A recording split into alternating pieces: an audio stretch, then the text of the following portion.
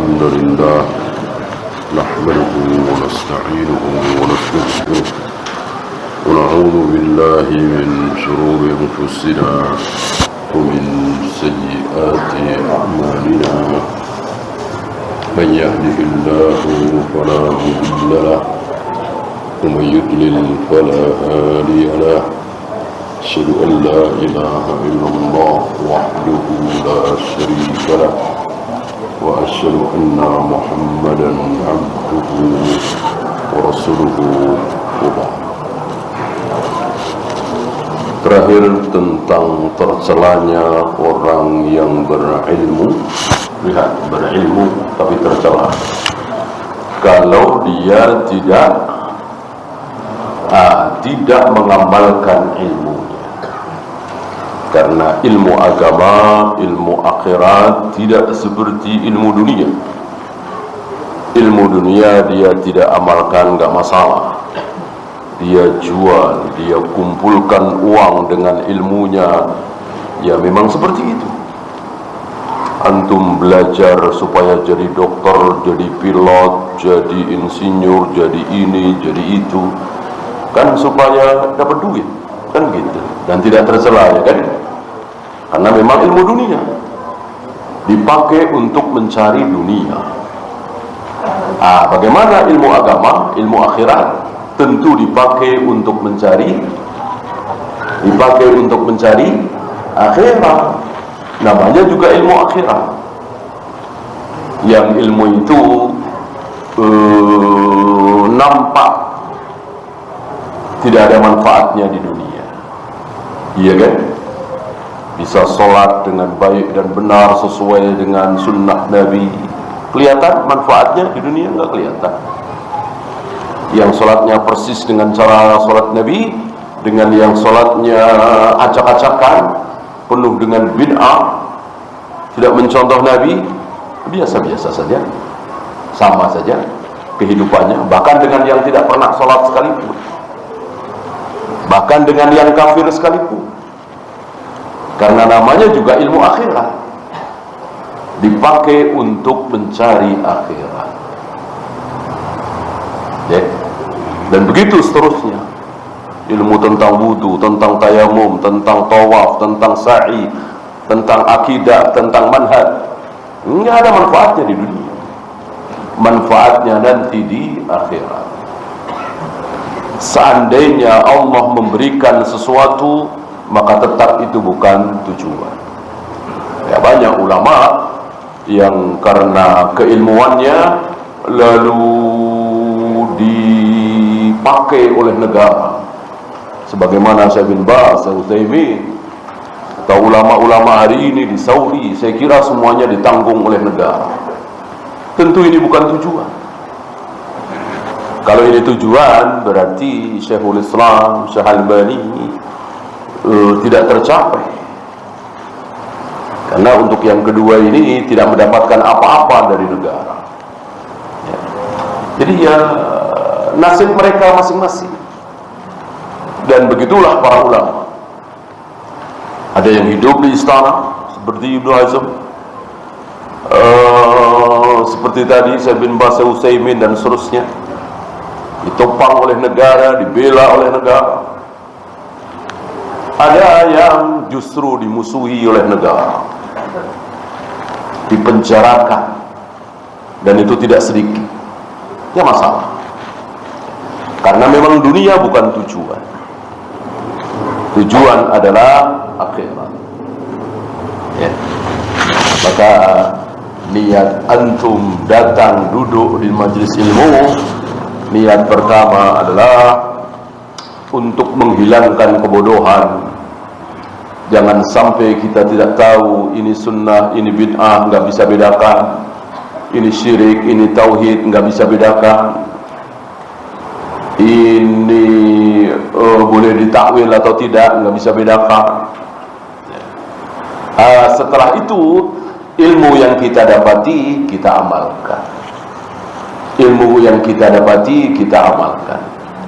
Barang siapa yang mengamalkan ilmu yang telah dia terima, insya Allah Allah akan berikan ilmu yang dia belum terima. Ya. Ya, sekarang kita masuk nabdu masalikil kamilina minal ulama. Kritikan terhadap para ulama al-kamilin, ulama-ulama yang mempunyai kesempurnaan, ulama-ulama yang jauh dari zina, khamar, judi, berbohong, mencuri, korupsi, membunuh, jauh, akrab dengan ilmu, disibukkan dengan ilmu. Dari bangun tidur sampai tidur lagi disibukkan dengan ilmu dan amal tentunya. Ternyata orang-orang seperti ini tidak ditinggalkan oleh iblis. Iblis tidak mengatakan udah biarkan saja. Orang-orang seperti ini tidak mempan digoda, udah biarkan saja. Enggak, tetap. Ya. Mari kita ikuti penjelasan beliau bagaimana iblis, syaitan menipu para ulama, orang-orang yang berilmu. Waqad labbasa iblisu ala aqwamin minal muhkimin fil ilmi wal amali min jihatin ukhra. Iblis terus menipu orang-orang yang berilmu dan beramal, para ulama tadi, itu dari arah lain.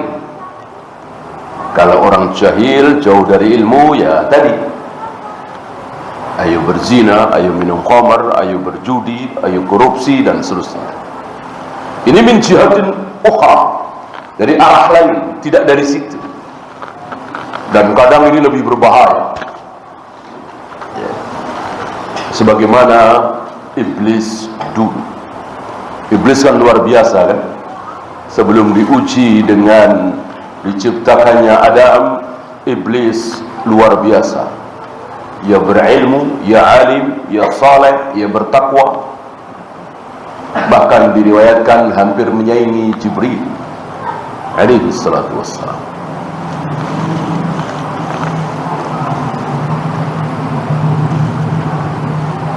Nah, apa yang menyebabkan iblis kemudian menjadi makhluk terkutuk, makhluk terlaknat? Mirip dengan apa yang iblis tipukan kepada para ulama ini.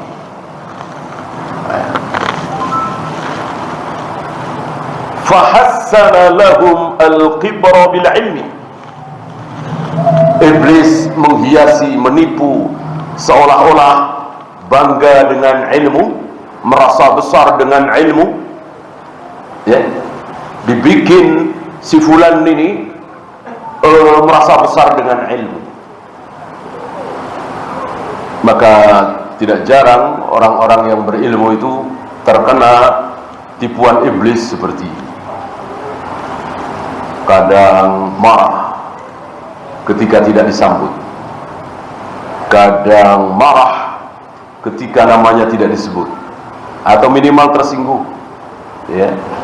Kadang marah ketika kurang dihormati, ya. Demikian seperti ini, ya. Engkau ahli ilmu, engkau mestinya dimuliakan, engkau mestinya dibedakan dengan yang lain, kok engkau diperlakukan sama? Ulama yang tertipu seperti ini, mereka lupa bagaimana Rasul dan para sahabat dalam penampilan dan seterusnya sama. Adakah Rasul datang kemudian para sahabat menyambut dengan berdiri? Ada? Tidak ada. Adakah Rasul datang kemudian para sahabat mengucapkan sesuatu menyambut Rasul datang? Tidak ada. Tidak. Bayangkan hari ini, sebagiannya ada yang marah ketika tidak disambut, maka dibikinlah sambutan dengan ini itu. Jelas ini bid'ah, salawat ini, salawat itu. Ya. Kita harus tahu bahwa Nabi dengan para sahabat sama, makan sama. Ketika beliau makan bersama, mungkin 10 orang, mungkin 20 orang, 30 orang, tidak ada Nabi di situ makanannya lebih mewah misalnya. Sama semua. Semuanya sama.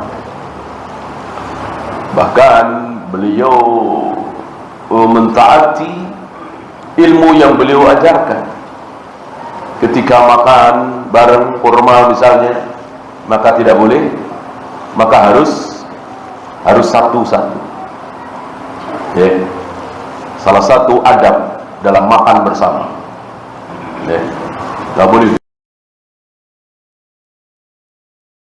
Kecuali dapat izin dari temannya. Sampai segitunya. Nabi mengamalkan satu-satu. Dan aku masih ingat bagaimana ada seorang wanita yang menangis menelungkupi kubur anaknya yang baru saja meninggal. Lalu lewat Nabi menasihati, ittaqillaha wasbiri, wahai ibu, bertakwalah kepada Allah, bersabarlah atas musibah ini. Nabi diusir.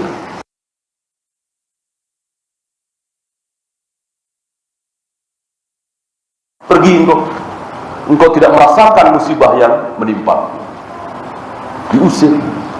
Kenapa? Karena dia tidak tahu kalau itu Rasulullah. Berarti Rasulullah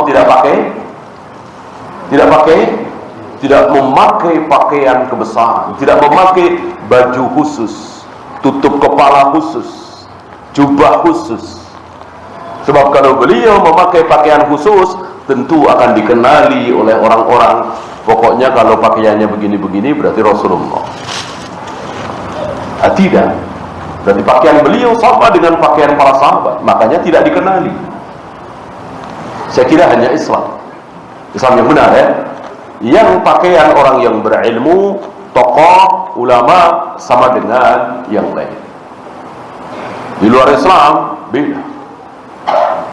Ya, bahkan ada aturan-aturan tertentu. Kalau pastor pakaiannya begini, kalau pendeta pakaiannya begini, kalau biarawati pakaiannya begini. Begitu juga Hindu, Buddha, ada pakaian-pakaian khusus. Islam tidak ada.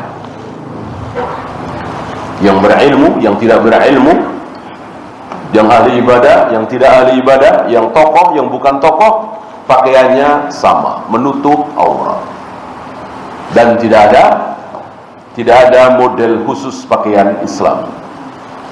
Yang ada adalah pakaian sesuai dengan keumuman sekitar. Pakaian kaum muslimin Indonesia ya seperti ini, pakaian kaum muslimin di Mesir ya seperti itu, di Saudi seperti itu, di Afrika seperti itu, berbeda-beda. Dan semuanya boleh, semuanya halal. Yang penting menutup aurat.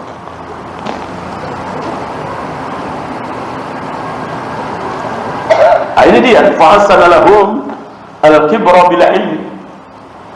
Bangga, ujub, sombong dengan ilmu itu seolah enggak apa-apa, seolah baik. Ya. Wal hasad lin nadhir. Hasad. Pernah kita bahas bagaimana para ulama, para pencari ilmu itu, ya mereka jauh dari berbagai macam maksiat syahwat, tapi mereka tidak selamat dari hasad, tidak selamat dari rasa iri. Hatta teman-teman Imam Bukhari, sesama ulama, sesama murid Ishaq bin Ibrahim Ar-Rahawai, terlihat bagaimana hasad mereka terhadap Bukhari. Satu ketika Bukhari disodorkan dengan satu hadis dengan sanadnya. Kebetulan Imam Bukhari tidak tahu. Saya tidak tahu hadis itu dengan sanadnya seperti itu. Teman-temannya tahu.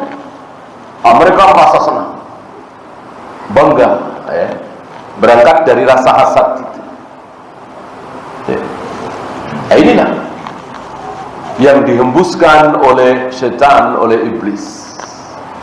Oleh karena itu para ulama menyadari ini dan itu ada di hati mereka masing-masing, maka dihilangkan oleh para ulama itu minimal dengan mengucapkan barakallahu fiik, agar terhindar dari rasa hasad. Nah, hasad ini luar biasa. Bahkan Syekhul Islam mengatakan selagi masih ada jasad maka pasti ada hasad. Ya, selagi kita masih hidup maka ada hasad itu. Oleh karena itu para ulama yang dirahmati oleh Allah berusaha untuk menyembunyikan hasad itu cukup di hati. Jangan sampai ke lisan, jangan sampai ke mata, tangan, kaki, cukup disembunyikan di hati. Dan tentu ini nggak masalah. Ketika hasad itu kita sembunyikan di hati. Yang menjadi masalah kalau kita keluarkan di mulut kita, jadi suudon, sumpah serapah dan seterusnya, menunjukkan bagaimana hati kita merasa hasad dan mendoakan dengan kebaikan. Luar biasa para ulama yang dirahmati oleh Allah memelihara diri mereka dari rasa hasad. Didoakan, ya Allah berkailah ilmu beliau, ya Allah panjangkanlah umur beliau, ya Allah ampunilah dosa beliau. Padahal ada rasa hasad di sini. Luar biasa ini, melawan hatinya, melawan hatinya, bukan doa buruk. Biasanya orang hasad kan doanya buruk, hancurkan dia ya Allah, bikin dia celaka ya Allah, binasakan dia ya Allah, kan gitu. Nah, ini tidak. Kan seorang muslim tidak boleh mendoakan buruk kepada sesama muslim kecuali kalau dia dizalimi. Kalau dia dizalimi boleh. Boleh, banyak hadis. Ya. Ittaqu da'watal mazlum, hati-hati kalian dengan doanya orang-orang yang kalian dolimi. Maksudnya doa baik apa doa buruk? Tentu doa buruk. Berarti mendoakan buruk kepada sesama muslim boleh kalau dia dizalimi. Berarti kalau tidak dizalimi ya tidak boleh. Ya.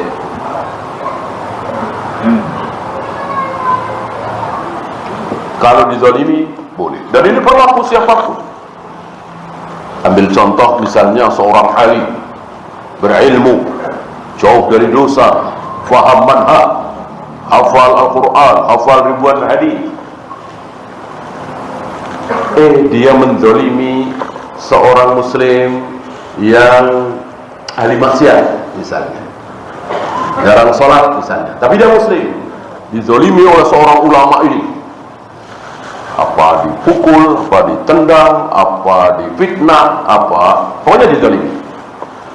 Lalu si muslim yang ahli maksiat ini berdoa kepada Allah, mengangkat kedua tangannya misalnya di sepertiga malam, ya Allah balaslah kezaliman dia, ya Allah balaslah kezaliman dia. Padahal yang didoakan buruk ini ulama misalnya, berilmu, bertakwa. Mungkinkah Allah kabulkan? Mungkin. Orang Allah yang berjanji kok, walau ba'dahi, cepat. Ya. Allah yang berjanji, ya, dan nggak ada perkecualian. Kecuali yang menzalimi itu hafal Al-Quran, kecuali yang menzalimi itu hafal ribuan hadis, kecuali yang menzalimi ini ulama besar. Enggak, siapapun dia, kalau dia menzalimi sesama muslim lalu didoakan buruk, maka kena. Bahkan sahabat, ya, bahkan sahabat kena doanya sesama sahabat. Sa'ad bin Abi Waqqas, kan?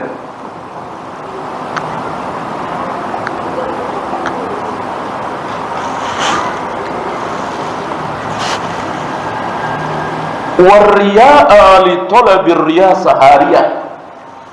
Ria, ingin menonjolkan diri ingin dikenal, ingin disanjung, ingin disebut namanya. Zina tidak ingin, minum khamar tidak ingin, berjudi, mencuri tidak ingin, tapi keinginannya ini, namanya disebut. Kalau tidak disebut, marah dia, minimal tersinggung. Lalu keluar dari mulutnya ucapan-ucapan yang memang dalil, tapi tidak pantas. Tapi tidak pantas. Antum harus menghormati orang yang berilmu. Dia yang berilmu kan tidak pantas. Sama dengan tidak pantasnya orang kaya raya, banyak harta, lalu ada orang datang di situ minta sesuatu karena tertimpa musibah, lalu dia membawakan hadis haramnya minta-minta. Ini kan nggak pantas, ya. Haramnya minta-minta itu sabda Nabi SAW. Memang minta-minta tidak diperbolehkan, tapi diucapkan oleh orang kaya tidak pantas. Kalau diucapkan oleh seorang miskin, ya pantas. Sebaliknya, yang miskin bawa ayat, bawa dalil, ya, keutamaan orang dermawan, keutamaan menolong orang, ini juga nggak pantas, ya kan? Yang ujungnya kan begitu kan, proposal gitu kan, pakai dalil, ya, yang berinfak begini begitu, ya. Ya, kalau untuk masjid pesantren barangkali, untuk kepentingan pribadi dia bawa dalil. Dalilnya tidak salah, ayatnya tidak salah, hadisnya tidak salah, sahih itu. Tapi tidak pantas ketika dia yang membawakan. Maka Imam Nawawi luar biasa. Imam Nawawi luar biasa ketika di Riyadhus Shalihin beliau membawakan bagaimana keutamaan dermawan, keutamaan orang yang memberi dan seterusnya. Habis itu beliau bawakan hadis-hadis tentang apa? Tercelanya minta-minta, tercelanya berharap kepada manusia, menyandarkan dirinya kepada manusia. Dari sini, mana ayat yang untuk kita, mana ayat yang untuk orang lain, mestinya kita paham. Maka kalau memang kita kaya, banyak uang, ada orang minta, ya dikasih. Perkara dia berhak meminta atau tidak, urusan dia. Urusan kita memberi. Serahkan kepada Allah.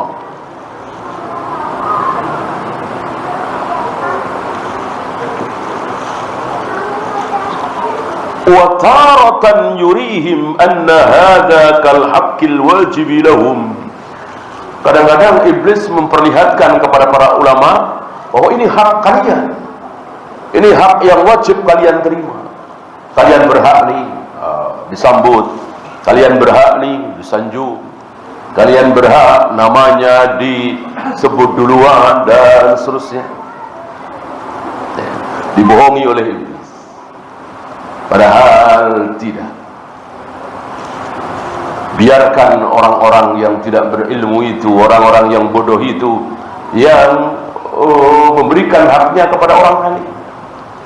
Tidak usah orang alim itu kemudian berharap, meminta, bahkan marah, ya kan?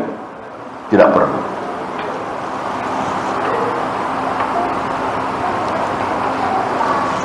Maka kita melihat para imam luar biasa, mau duduk di majlis yang jelas jauh rendah, lebih rendah dari dia. Siapa? Imam Ahmad dan Yahya bin Ma'in, guru dari Imam Bukhari, duduk di majlis. Tidak salah pernah kita bahas tentang hal ini.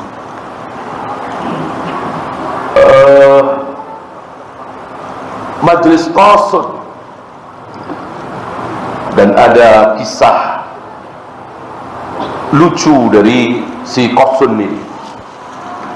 Dia bercerita tentang sesuatu, lalu dia sampaikan kepada jamaah bahwa aku mendapatkan kisah ini dari Yahya bin Ma'in dan Ahmad bin Hanbal. Ya, dia nggak tahu Ahmad bin Hanbal dan Yahya bin Ma'in ada di situ. Bohong, guys. Bohong. Para tukang cerita itu kan banyak bohongnya, sebagaimana waktu itu kita bahas.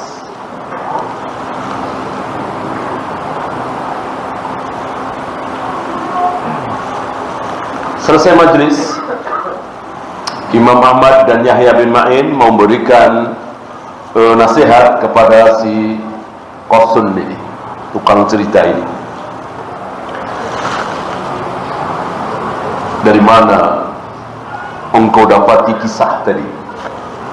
Dijawab tadi dari Yahya bin Ma'in dan Ahmad bin Hanbal. Lalu mereka berdua mengatakan, saya Yahya bin Ma'in, ini Ahmad bin Hanbal. Tidak merasa menceritakan kisah itu. Antum tahu jawabannya si Qasun ini? Anda kira di muka bumi yang bernama Yahya bin Ma'in dan Ahmad bin Hanbal cuman kalian berdua? Ngeles tentunya, ya kan? Kok bisa pas gitu? Dan lagian zamannya, kalau Yahya doang atau Ahmad doang ya tentu banyak. Bisa pas Yahya bin Ma'in, Ahmad bin Hanbal, tentu tidak bisa dikatakan sebagai kebetulan. Ini pelajaran bagi kita bahwa hati-hati dengan orang-orang yang membawakan kisah cerita yang menarik, yang mempermainkan hati manusia, terutama para ibu-ibu, ya, dipermainkan dengan pelajaran-pelajaran tentang hati. Maka kita harus perbanyak pelajaran-pelajaran tentang manhaj, tentang akidah. Jangan terlalu banyak pelajaran tentang rumah tangga, suami istri dan seterusnya. Harus diperbanyak nih pelajaran tentang manhaj, tentang akidah. Wa taratan yuqawwi hubba dzalika 'indahu. Kadang-kadang dibikin kuat cintanya terhadap hal itu. Jadi senang gitu, hobi.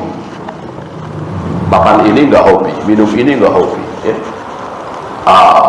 Begitu dieluk-elukan, disanjung-sanjung, wah, hobi.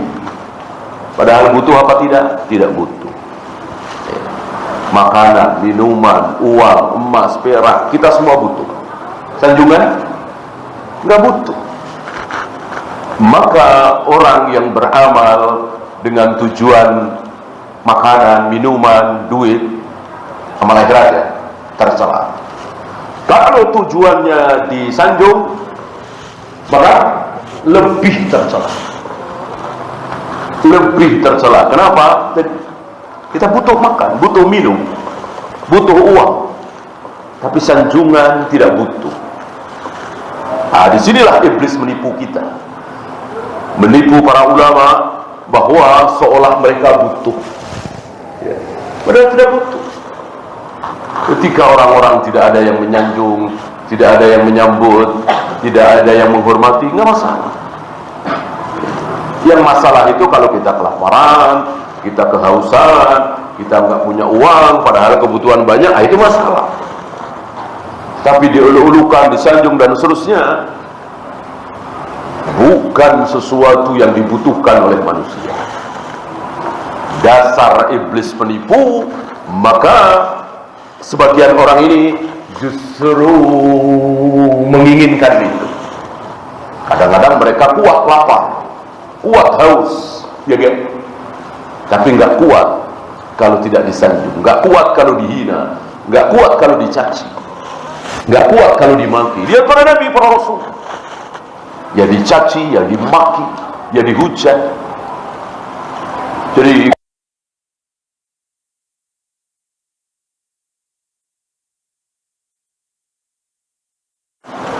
justru sebaliknya siap dicaci maki. Apalagi berdakwah sunnah di lingkungan bid'ah, udah siap-siap. Sebagaimana di negeri kita ini. Maka hari ini para da'i, du'atus salaf yang tidak siap dicaci, dimaki, dihujat, ya tentu siap-siap untuk menderita, siap-siap untuk kecewa. Ya, sudah biasa, sudah makanan sehari-hari, cacian, makian, hujatan untuk du'atus salam.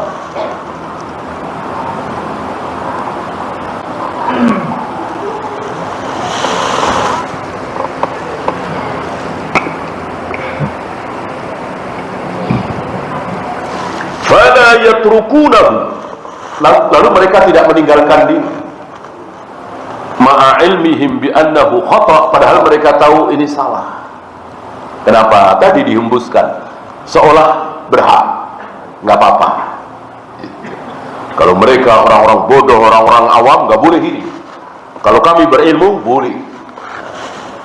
Mana ada seperti itu? Mana ada? Bahwa ada hak-hak tertentu bagi orang yang berilmu, ya, tapi bukan di sini. Bukan masalah disanjung, dimuliakan, tidak. Ya.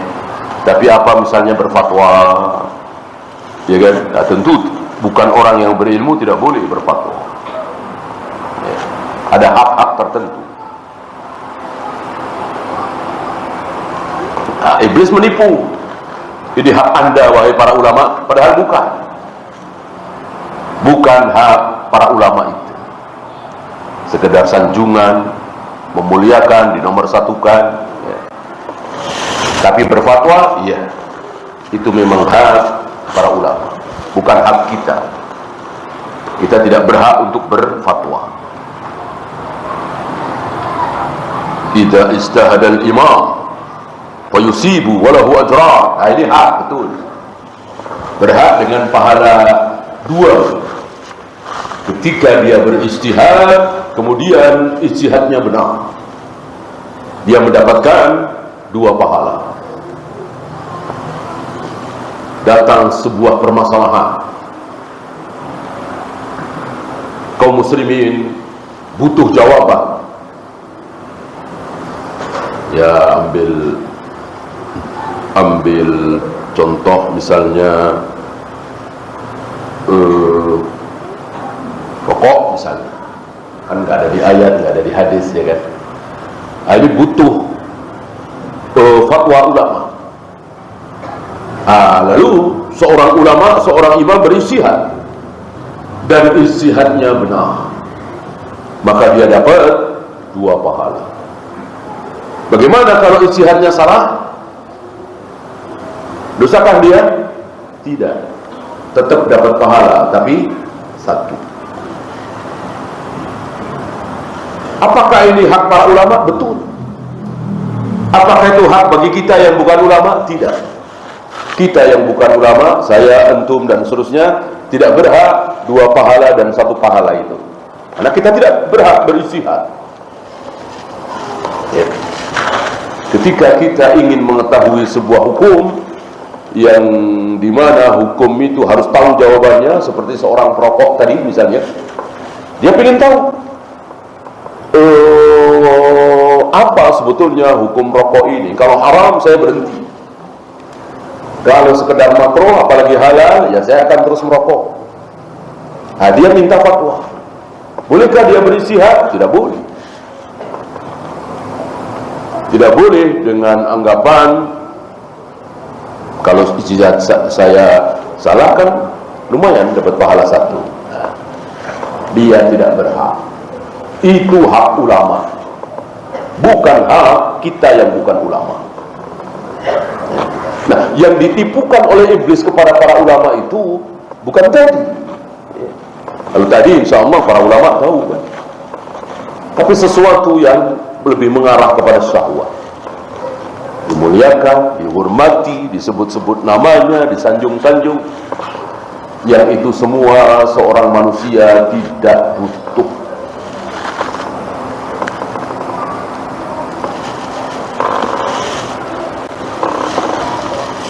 Wa ilaju hadza liman wuffiqa idmalun nadhari fi ithmil kibri wal hasadi wal riya. Seperti biasa setelah beliau memberikan bahayanya penyakitnya, setelah itu beliau memberikan ilaj. Apa? Obat. Ada obatnya. Nah, inilah jalan keluar. Para ulama seperti itu ya. Kalau bukan ulama tidak memberikan jalan keluar. Dan ada pengajian.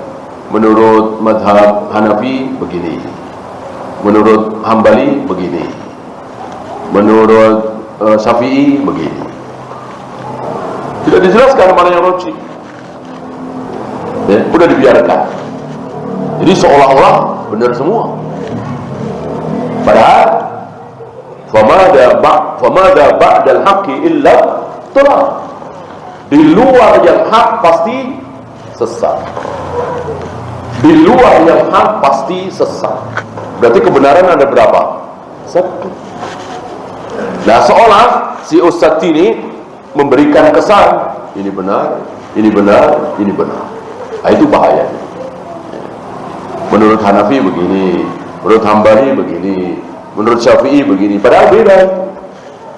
Tentu kebenaran satu, yang mana? Kalau dia tidak bisa mentarjih, jangan sampaikan itu. Jadi bingung kaum muslimin, ya kan? Mustami' jadi bingung.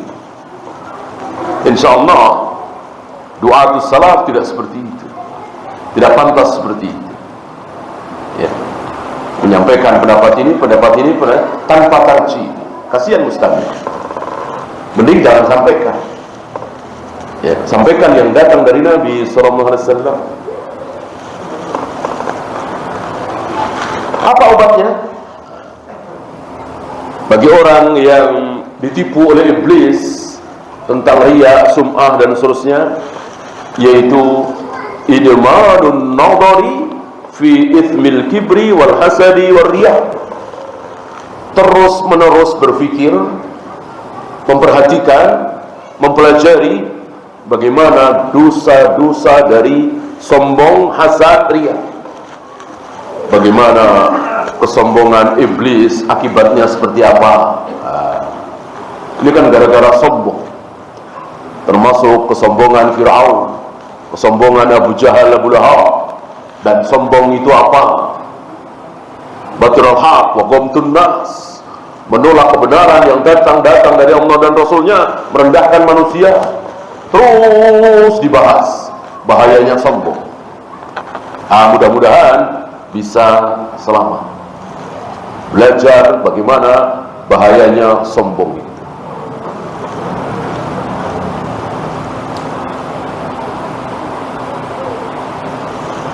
Kemudian hasad.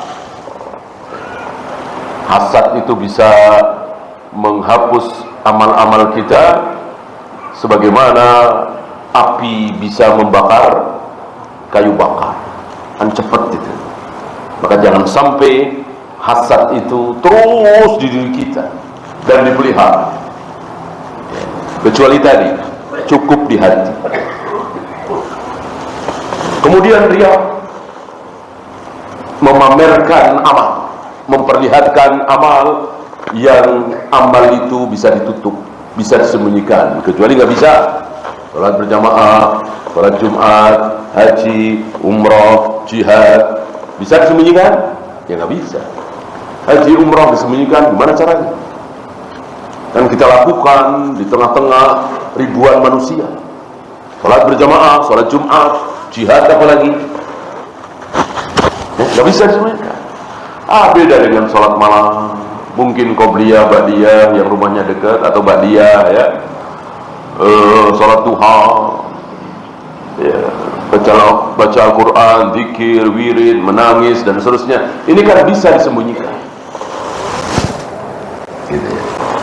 Maka antum masih ingat Nabi mencontohkan habis salat malam, selesai witir, tidur mungkin 10 menit, mungkin seperempat jam. Begitu bangun tidur, segar.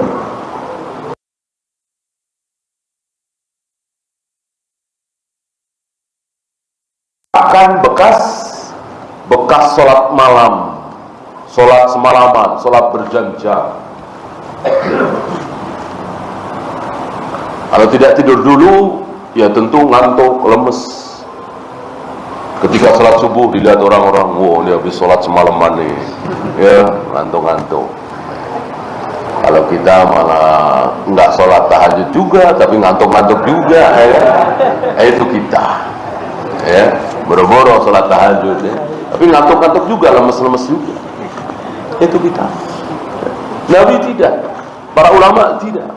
Seger sholat subuh itu,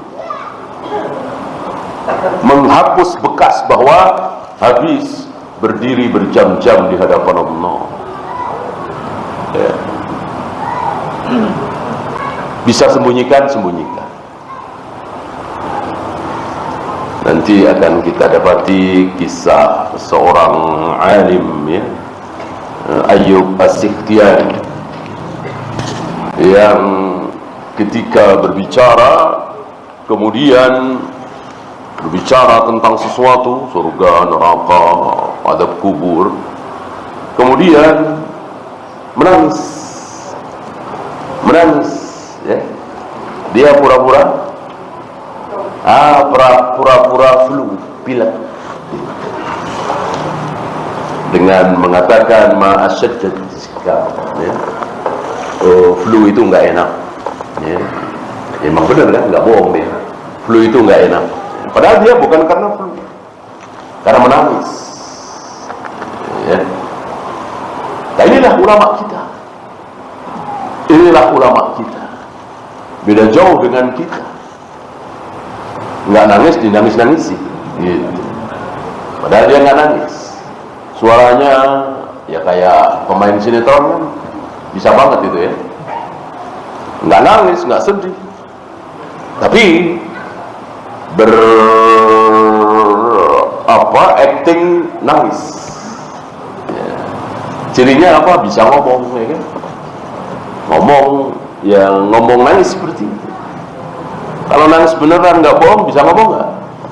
Ya bisa ngomong, nggak bisa ngomong kalau nangis beneran, ya, terhenti.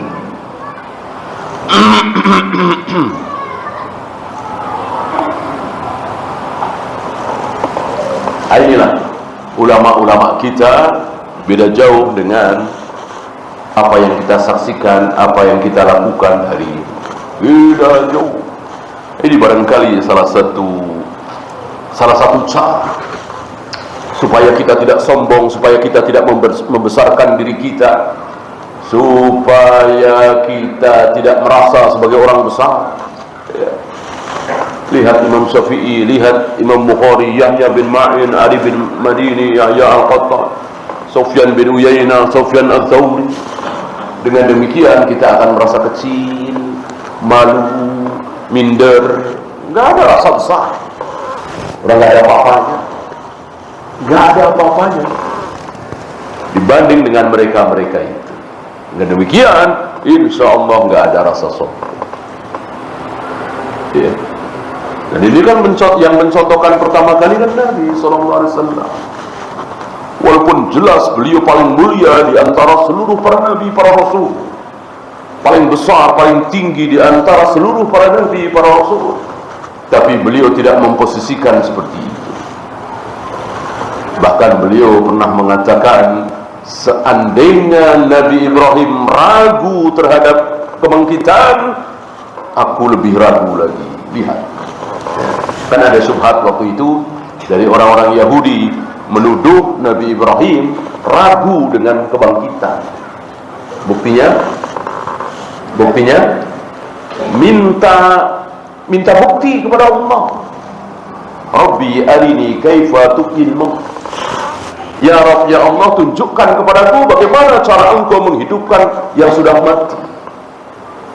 Lalu diperintahkan oleh Allah supaya Nabi Ibrahim ini mencari empat ekor burung dan seterusnya, ya, belum tahu. Dimatikan semuanya, dilumatkan, dibagi menjadi 4, taruh di masing-masing bukit. Lalu dipanggil satu persatu sesuai dengan nama burung itu, dan hidup lagi. Ini dijadikan tuduhan oleh sebagian orang Yahudi bahwa Nabi Ibrahim ragu dengan kebangkitan. Oh, dibela oleh Rasulullah Muhammad SAW. Kalau Nabi Ibrahim ragu, aku lebih ragu lagi. Gitu. Aku ini siapa sih? Gitu kira-kira. Kalau Nabi Ibrahim ragu, aku lebih ragu. Artinya nggak mungkin Nabi Ibrahim ragu. Permintaan Nabi Ibrahim bukan karena beliau ragu. Memang beliau ingin ditunjukkan. Adapun Allah bisa membangkitkan orang yang telah mati, Nabi Ibrahim yakin sekali. Ya, kalau Nabi Ibrahim ragu, tentu Allah tahu, Allah kan maha tahu. Tentu Allah marah, murka dan kufur kan? Ragu kufur apa tidak? Kufur. Karena iman tidak boleh ada keraguan. Ragu berarti tidak iman. Surga neraka itu ada apa enggak? Kayaknya ada. Tapi apa iya ya? Ada apa enggak ya? Apakah ini beriman? Tidak. Ragu berarti tidak beriman.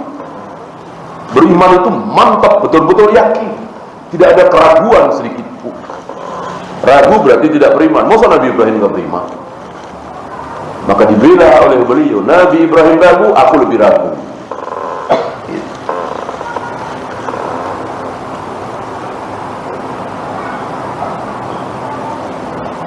Bahkan yang lebih rendah dari Nabi Ibrahim, yaitu cicitnya atau anak cicitnya, Nabi Yusuf.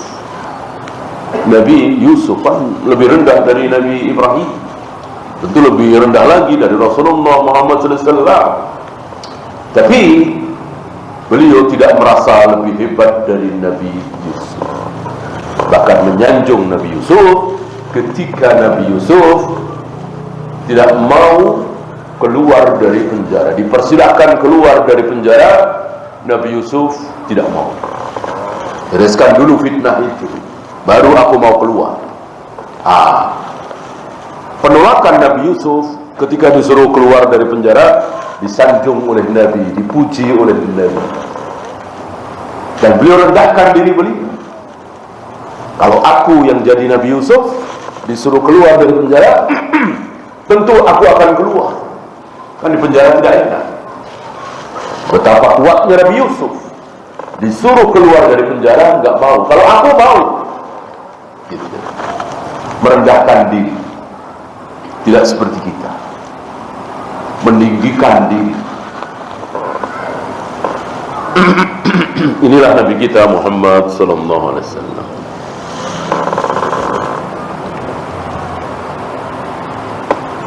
وإعلام النفس أن العلم لا يدفع شر هذه المكتسبات.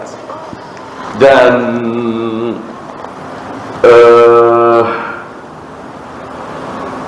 kita harus tahu ya, bahwa ilmu yang dimiliki oleh para ulama itu apakah bisa menolak keburukan-keburukan yang mereka lakukan? Kalau pendeta dan pastor, iya. Atau mungkin agama-agama tertentu ya. Jadi kalau orang awam nggak boleh nih.